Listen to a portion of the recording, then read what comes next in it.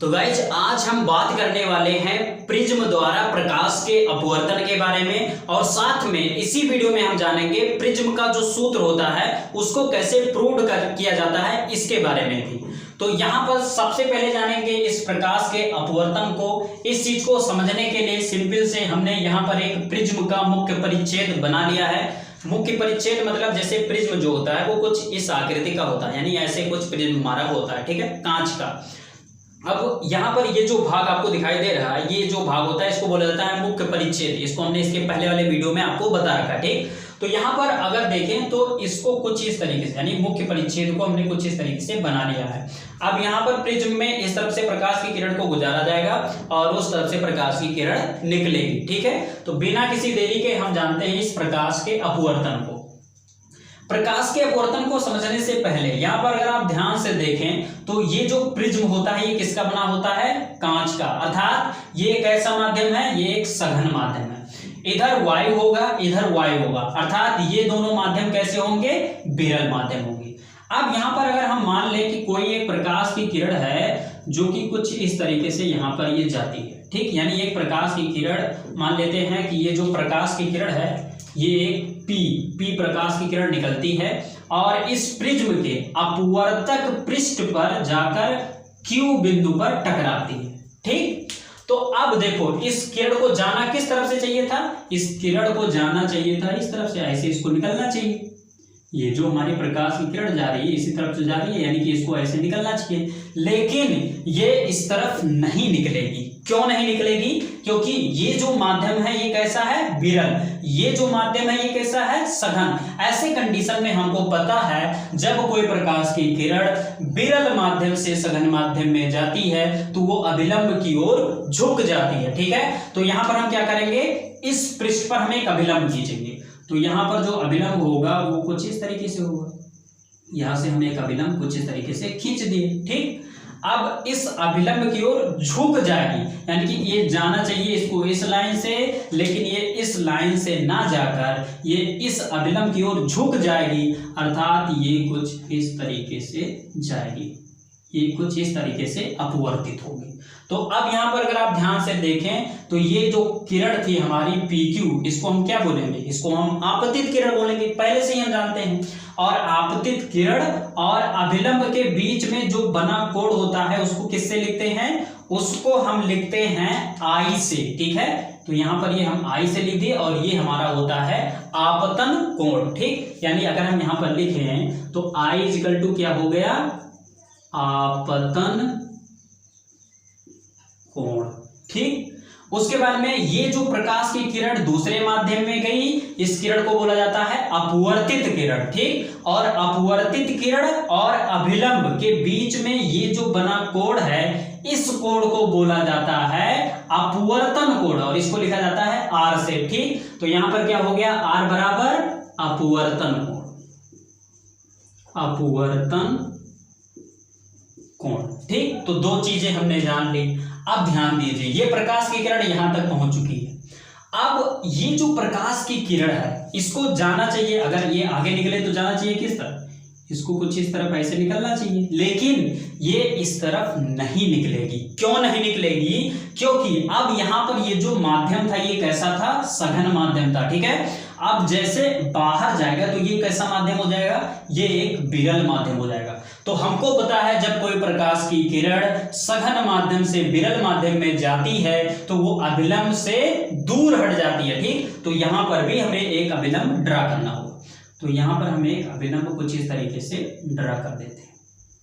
ये कुछ इस तरीके से हमारा अभिलंब हो गया, ठीक। तो ये जो अभिलंब है इस अभिलंब से क्या होगी? दूर हटेगी, अर्थात इस किरण को जाना चाहिए था इस तरफ लेकिन ना जाकर इस अभिलंब से दूर हटेगी, अर्थात ये कुछ इस तरफ चली जाएगी, ये कुछ इस तरफ चली जाएगा, ठीक। तो यहाँ पर देखो PQ, यहाँ पर नाम दे देते हैं PQ और इस बिंदु को हम नाम दे देते हैं R, ठीक। और ये हमारा हो जाएगा PQRS हो जाएगा, ठीक है।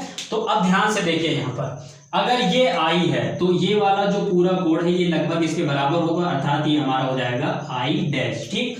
ये अगर R है तो ये वाला जो कोण है इसको हम क्या लिख देंगे? R' लिख देंगे। और ध्यान दीजिए इस किरण का नाम क्या था हमारा?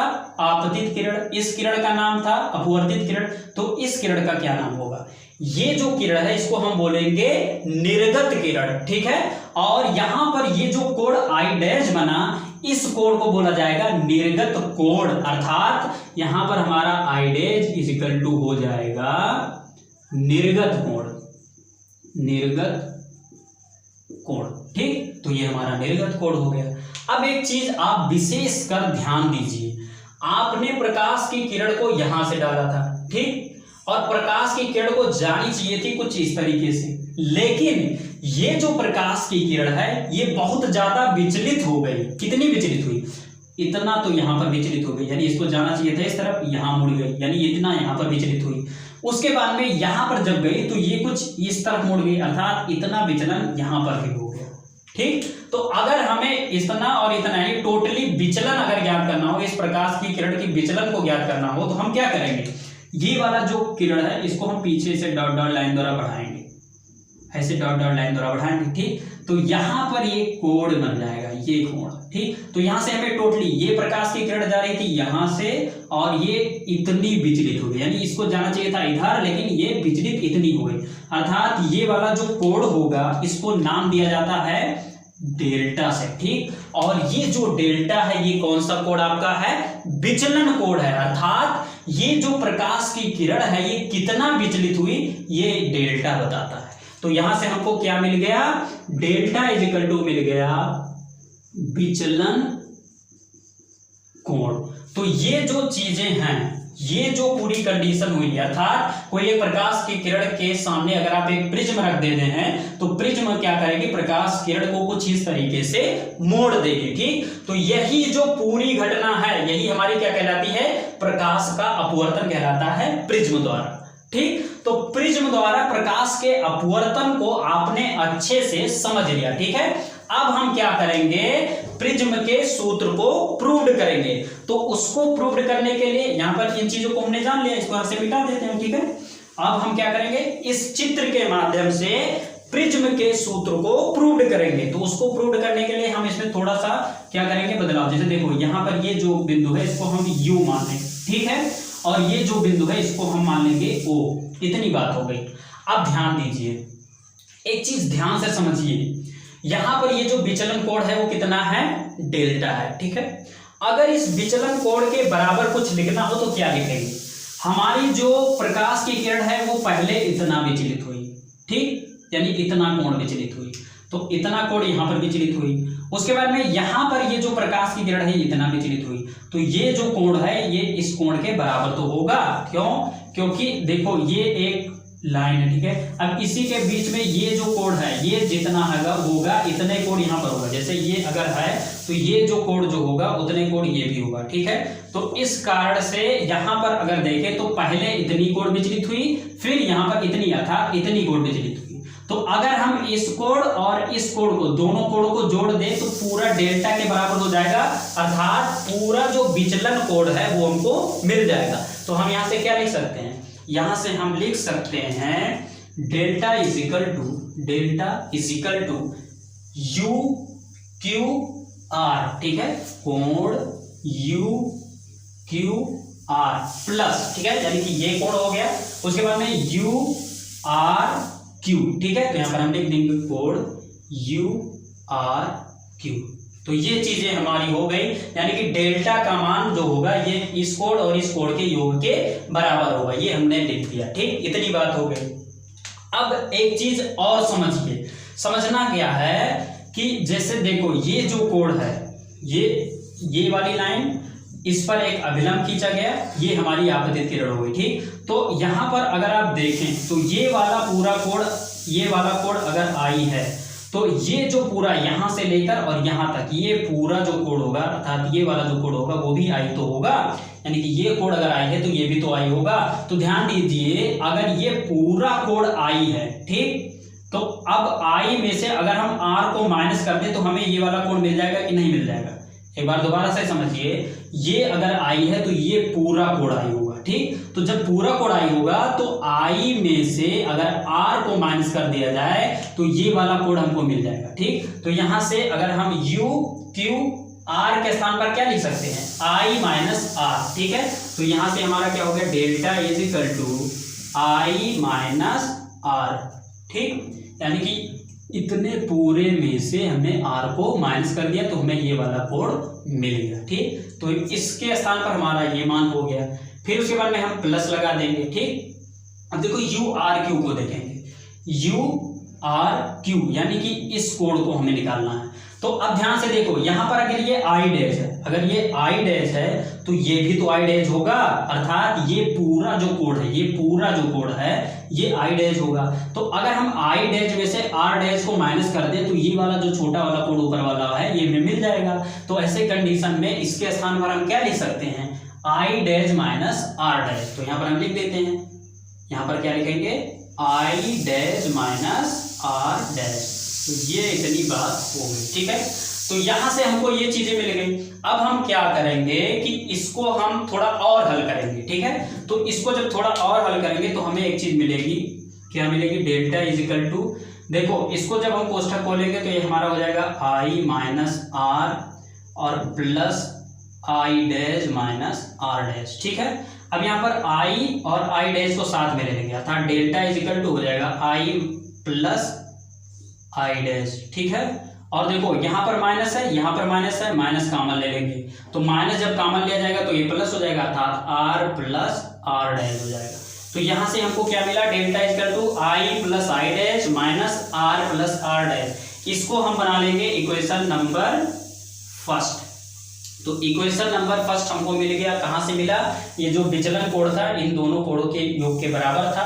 तो इससे हमने ये हमारा जो फर्स्ट इक्वेशन है ये हमको मिल गया, ठीक। इतनी चीज हमारी हो गई। अब दूसरी बात पर ध्यान देंगे, हम क्या करेंगे कि ये चतुर्भुज को देखेंगे। यहाँ पर देखें ए क्यू ओ आर को अगर आप देखें तो अगर इस पृष्ठ को देखें और इस पर एक लंब रेखा खींची गई तो ये जो पूरा कोण होगा, ये जो पूरा कोण होगा, ठीक है, यानी ए क्यू ओ को देखें तो ये पूरा कोण कितने अंश का हो जाएगा, 90 अंश का हो जाएगा। ध्यान दीजिए, यहां पर हम बाहर उस चित्र को बनाते हैं, ये कुछ इस तरीके से है, ए यहां पर हम लिखते हैं, क्यू यहां पर लिखते हैं, ओ यहां पर लिखते हैं और आर यहां पर लिखते हैं, ठीक है। यहां पर ये जो है इस पर क्या है, लंब है, ठीक। तो लंब के कारण ये जो पूरा कोण होगा ये कितना हो जाएगा, 90 अंश का हो जाएगा और ये कोण कितना हो जाएगा, 90 अंश का हो जाएगा, यही तो हो जाएगा। तो जब यहाँ पर ये कोण 90 अंश हो गया, ये कोण 90 अंश हो गया तो यहां से हम क्या लिख सकते हैं, यहां से हम लिख सकते हैं चूंकि कोण ए क्यू ओ, कोण A Q O is equal to कोण A R O, A R O is equal to 90 degree. यहाँ पर ये 90 डिग्री, यहाँ पर ये 90 डिग्री, अर्थात पूरे चतुर्भुज में से 180 अंश का मान हमारा हो गया, पता है। अब यहाँ पर हमको पता है कि जो चतुर्भुज होता है, चतुर्भुज के अंतः कोणों का जो योगफल होता है वो 360 अंश होता है। तो 180 अंश 360 में निकल गया तो कितना बचा, 180 अंश, अर्थात इन दोनों कोणों का योग जो होगा वो किसके बराबर होगा, 180 अंश के बराबर होगा। तो यहां से लिख सकते हैं ए कोण ए प्लस कोण ओ इज इक्वल टू 180 अंश। तो यहां से लिख सकते हैं अतः क्या लिखेंगे, यहां से हम लिखेंगे अतः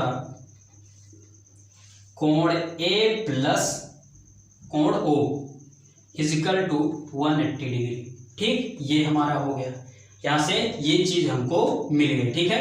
अब इसको हम इक्वेशन नंबर क्या बना लेंगे, सेकंड बना लेंगे। ये इतनी बात हो गई। अब ध्यान दीजिए, अब हम चलेंगे एक दूसरे चित्र पर, इस चीज को यहां से अब हम मिटा देते हैं। अब दूसरे पॉइंट को देखेंगे, यहां पर अगर आप देखें क्यू ओ आर को, तो ये कैसा है, ये एक त्रिभुज है, ठीक। त्रिभुज के अंतः कोणों का योग कितना होता है, 180 अंश होता है, यही तो पता है हमको। अब क्या होगा, यहां पर अगर हम लिखे हैं कि ये जो त्रिभुज है इसमें r plus o plus r dash कर दें तो तीनों कोणों का योग कितना हो जाएगा, 180 अंश। तो यहां से हम लिख सकते हैं चूंकि, क्या लिखेंगे, चूंकि, या फिर आप चित्रानुसार लिख सकते हैं, ठीक। क्या लिखेंगे, लिखेंगे r प्लस कोण o प्लस कोण r dash is equal to कितना हो जाएगा, 180 डिग्री। क्यों? क्योंकि त्रिभुज के अंतः कोणों का योग 180 अंश होता है, अर्थात r plus o plus r dash is equal to 180 अंश। इसको इक्वेशन नंबर 3 बना लेंगे। ठीक है, अब ध्यान दीजिए, जब इक्वेशन नंबर 2 और 3 को ध्यान से देखें, अगर हम इसकी तुलना करा दें तो हमको कुछ मिल जाएगा। तो यहां से हम लिखेंगे समीकरण 2 व 3 की तुलना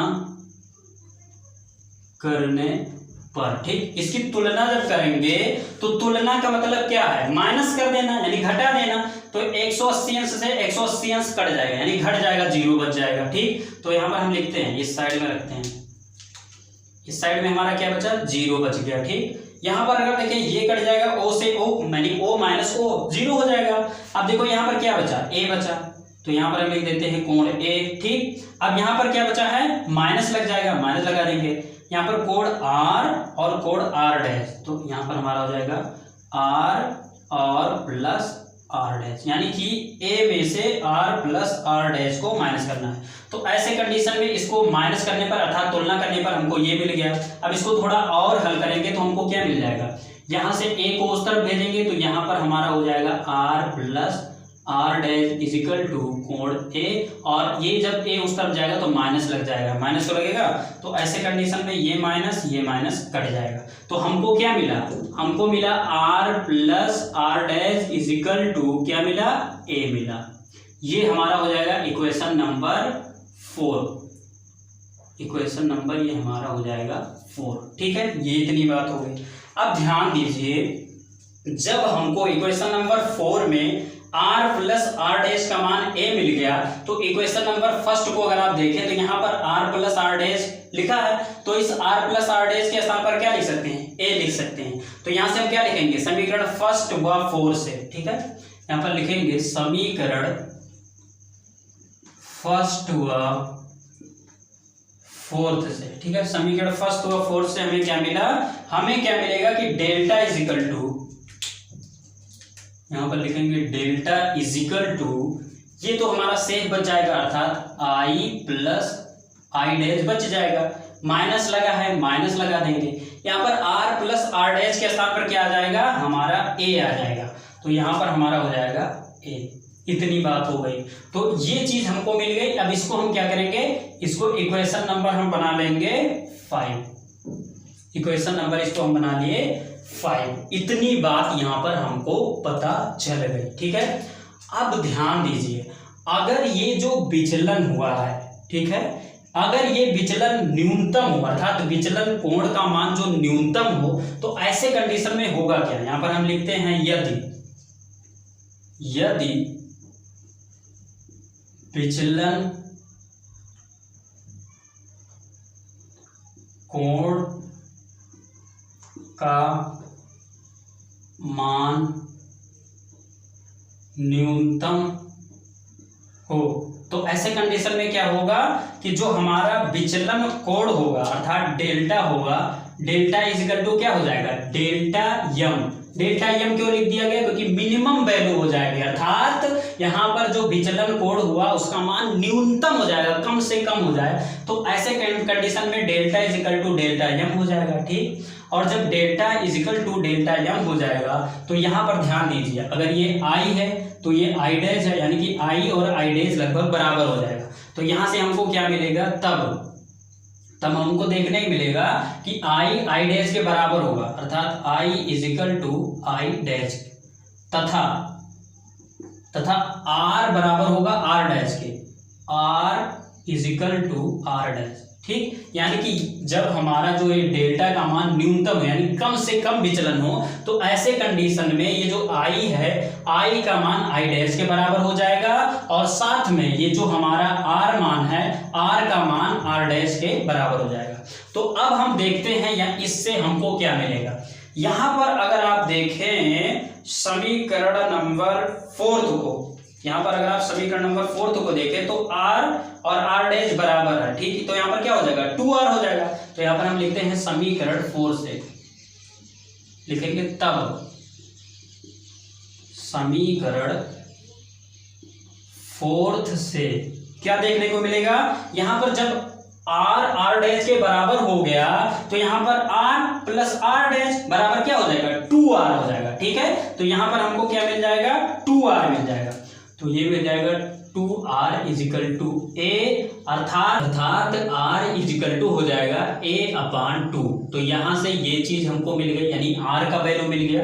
उसके बाद में अगर आप समीकरण 5 में देखें तो यहाँ पर अगर आप देखें तो यहाँ पर i प्लस i डैश है। ठीक, तो यहाँ पर i बराबर i डैश हो चुका है, तो यहाँ पर क्या होगा, ये दोनों जब जोड़ेंगे तो 2i हो जाएगा। ठीक है, तो यहाँ पर अब हम क्या लिखेंगे, समीकरण 5 से, तो यहाँ पर हम लिखते हैं समीकरण 5 से। तो समीकरण 5 से हमें क्या मिलेगा, डेल्टा, अब यहाँ पर देखो डेल्टा है तो डेल्टा अब क्या हो चुका है, न्यूनतम हो चुका है, यानी अब हो जाएगा कि ये डेल्टा यम हो जाएगा।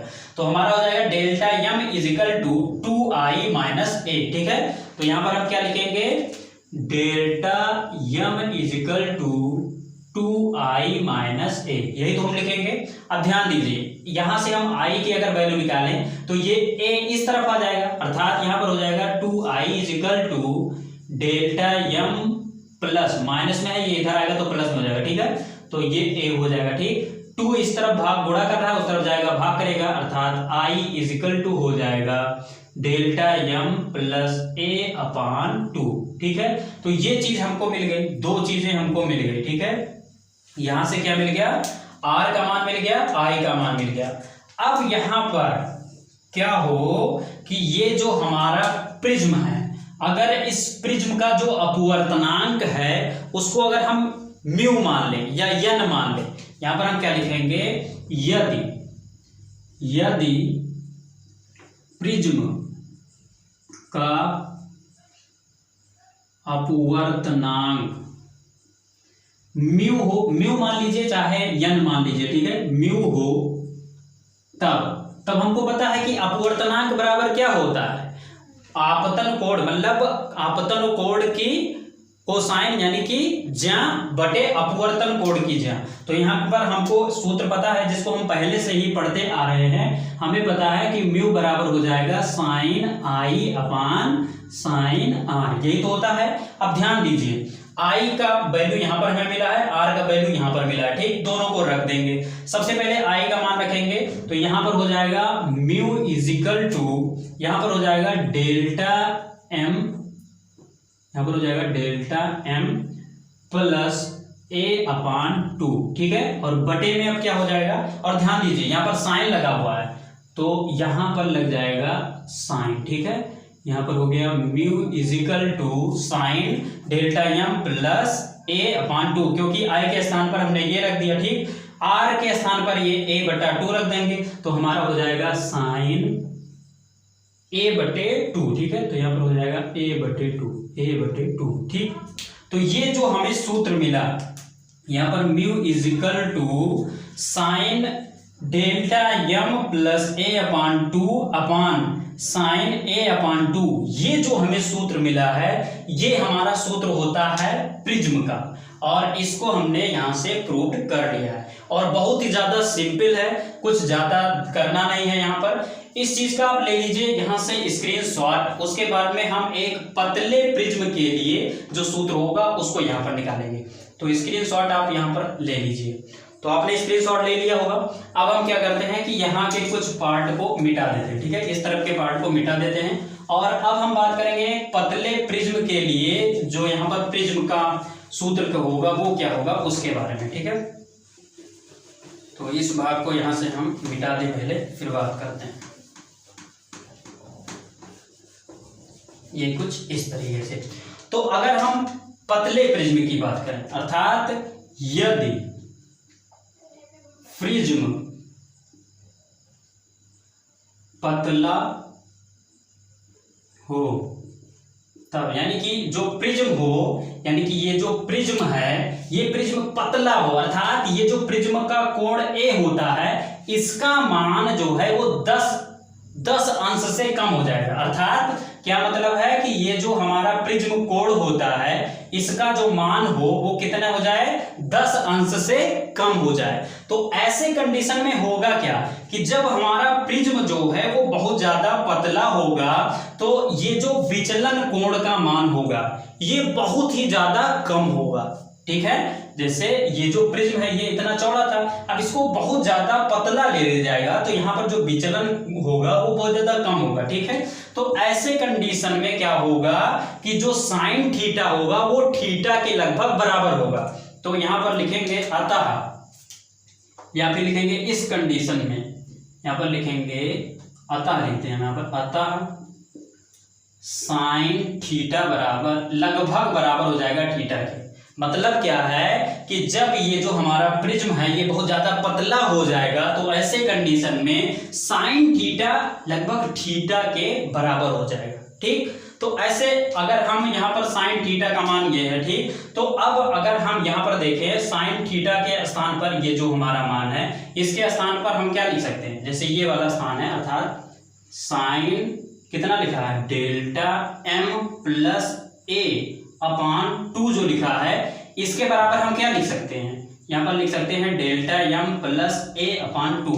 मतलब क्या होगा, मतलब यही हुआ कि साइन थीटा थीटा के बराबर है, अर्थात साइन इतने का मान जो है वो बराबर होगा इतने के ही। ठीक है, तो ये चीज हो गया। साथ में अगर नीचे वाले पार्ट में देखें तो यहाँ पर क्या हो जाएगा साइन a/2 इजिकल टू हो जाएगा a/2, अर्थात लगभग ये बराबर हो जाएंगे।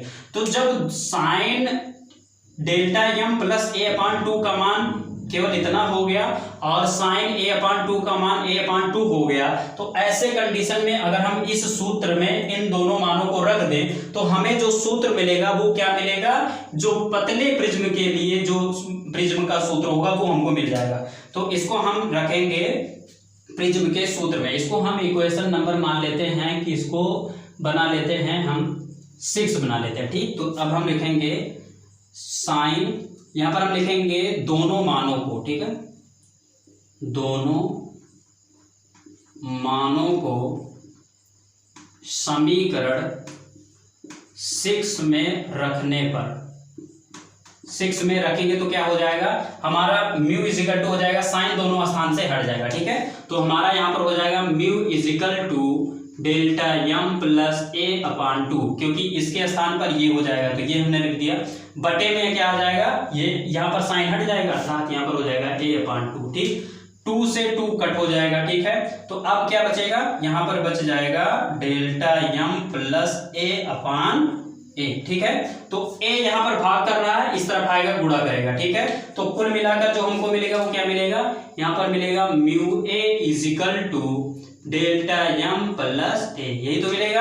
अब ध्यान दीजिए यहां से क्या करेंगे, इस a को हम इस तरफ ले आएंगे तो ऐसे कंडीशन में हमें मिलेगा डेल्टा m इजिकल टू, ध्यान दीजिए ये a इस तरफ आएगा माइनस भी हो जाएगा अर्थात म्यू a माइनस a हो जाएगा। इतनी चीज हो गई। अब हम क्या करेंगे कि यहाँ पर a है यहाँ पर a है, दोनों से a कॉमन ले लेंगे अर्थात डेल्टा m इजिकल टू हो जाएगा a इंटू म्यू माइनस 1। ठीक, तो ये जो हमको मान मिला यहाँ पर डेल्टा m का, ये किस प्रिज्म के लिए है, ये जो पतला प्रिज्म होगा उसके लिए ये सूत्र होगा। ठीक है, यानी विचलन कोण का मान होगा। ठीक, और यहाँ और उसके बाद में यहाँ पर ये जो हमारा पूरा ये जो प्रिज्म था इसके लिए जो इसका सूत्र होगा वो कुछ ये होगा। आई होप कि ये वीडियो आप सभी को समझ में आ गई होगी।